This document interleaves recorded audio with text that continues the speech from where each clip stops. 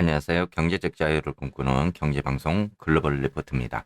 자, 모처럼 증시가 빨간 모습을 보여주었습니다. 수요일 주가 상승을 이끌었던 주요 요인은 미국 국채 수익률의 급격한 하락과 영국 국채 시장에 대한 영란은행 BOE의 깜짝 개입으로 저점에서 반등하는 모습을 보여주었는데요.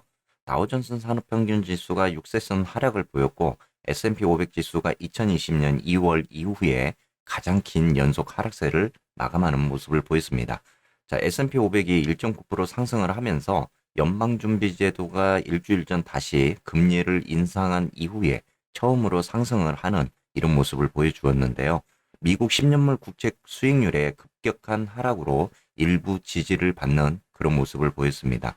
나스닥 지수도 11,051선 플러스 2.05% 상승하면서 마감되는 모습이었습니다. 미 국채 10년물은 3.763%, 2008년 위기 이후에 처음으로 4%를 돌파를 했습니다. 영국 30년물 수익률은 1%포인트 이상 급락을 했는데요. 영란은행이 지난 금요일 영국 예산 발표 이후에 파운드화가 사상 최저치로 하락한 후 시장 안정을 돕기 위해서 장기 채권을 무제한 매입하기로 했다고 밝혔습니다. 영란은행이 다음 주로 예정된 돼지고기 매각을 연기한다라고 이렇게 전하기도 했는데요. 오늘의 개입은 정책 이반자들이 맹목적으로 경제와 시장을 관리하려고 한다는 희망을 어떻게 보면 시장에 조금이나마 주었다라고 이렇게 볼 수 있을 것 같습니다. 채권 시장의 투자자들이 인플레이션에 대처하기에 이 연방준비제도 이사회 연준의 결정이 차입 비용을 계속해서 증가시키려고 하는 모습, 그리고 경제와 기업 수익에 피해를 줄 거라고 우려를 하면서 최근 주식 시장을 이렇게 주도를 하는 모습을 보였는데요.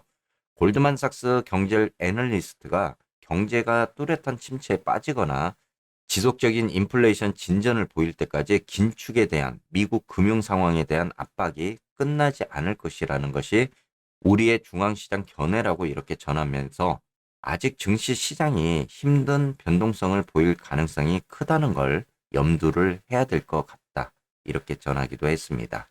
다음은 월가의 변동성 지수인 빅스 지수도 이렇게 보시면요. 지난번 32선까지 올랐던 변동성 지수가 30.18까지 떨어지는 이런 모습을 보였습니다. 어제 마이너스 7.42% 하락하면서 30선에 지금 내려와 있는 이런 모습인데 아직도 이 빅스의 지수가 50일 이동 평균선을 역전하는 이런 모습을 보여주고 있기 때문에 향후 시장에서도 계속적으로 좀 유험성이 발생을 할 수 있는 공포가 확장이 되어 있는 그런 모습을 보여주고 있습니다.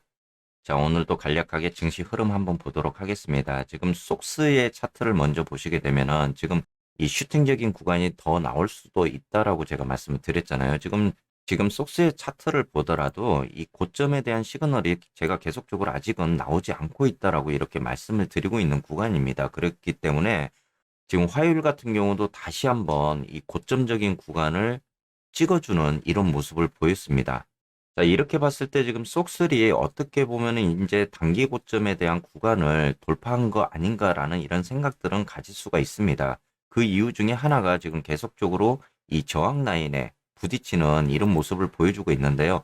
지금 66선에서 계속적으로 이제 저항이 부딪히는 모습, 좀 더 위로 상방적으로 올라가더라도 지금 67달러, 대략 좀 더 올라가더라도 지금 68달러 선까지 한번 바라볼 수 있는 그런 시점은 될 것 같습니다.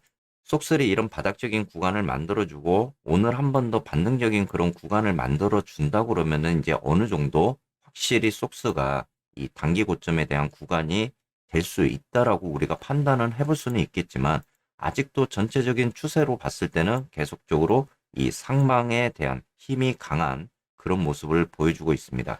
자, 그러기 때문에 이제 속스가 어느 정도 제가 항상 말씀을 드렸던 이 고점에 대한 시그널이 확실하게 나오는 구간까지도 우리가 봐야 될 거는 같지만 이후에 지금 추세적으로 보더라도 다시 흐른다 하더라도 제가 여러분들께 이야기 드린 것처럼 이런 추세의 모양을 다시 한번 만들면서 내려올 수 있는 하방으로 갈 수 있는 이런 길이 열려 있기 때문에 지금 현재 그렇게 봤을 때 속설도 마찬가지로 반등적인 구간을 줬다가 다시 조정적인 부분, 그리고 반등적인 부분, 조정적인 부분을 주면서 올라갈 수 있는 이런 흐름이 나올 때까지는 아직은 흐름이 좀 더 명확하게 잡힐 때까지는 좀 시장이 불안할 수 있다라는 개념입니다.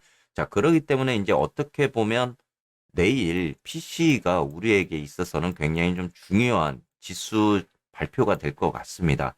이 PC 지수가 어느 정도 부합되고 우리가 이 주가를 반등시킬 수 있는 호재적인 그런 재료가 된다면은 한 번 더 반등적인 모습을 보이면서 그때 가서 이후에 이 속스의 고점적인 부분 그리고 시그널적인 부분도 우리가 바라볼 수 있다. 이렇게 생각을 해야 될 것 같습니다.